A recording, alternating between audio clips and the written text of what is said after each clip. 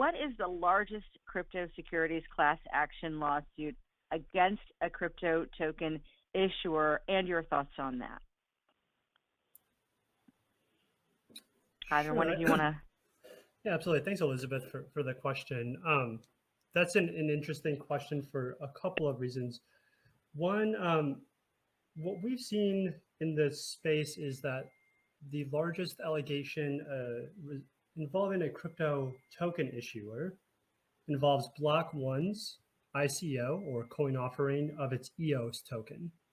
And that token generated $4 billion in value at the time that the ICO had taken place over a year-long period.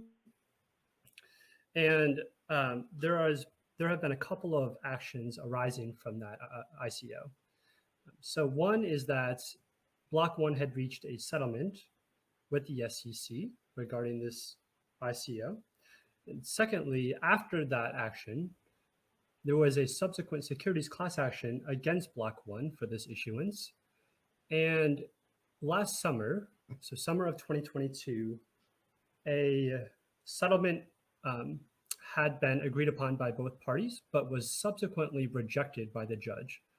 And one of the reasons that the judge had rejected that settlement is that the settlement did not contemplate the ability of discerning US versus non-US purchasers of the issued token.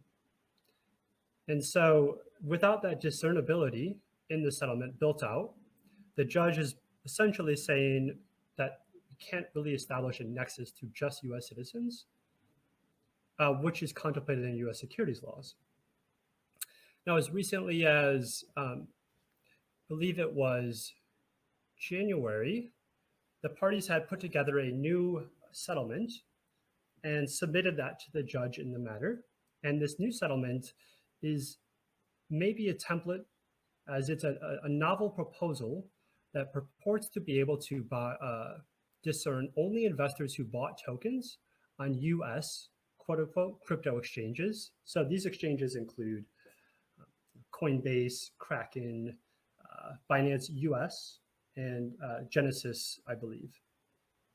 And while this new settlement proposal is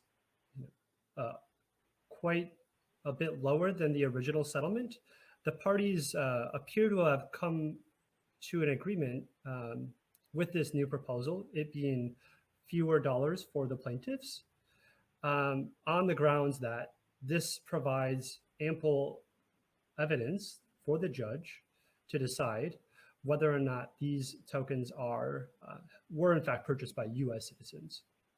So we're following this case very closely because this could be a new novel concept and potentially a template for other coin issuance matters in the future, and how these types of cases may be settled.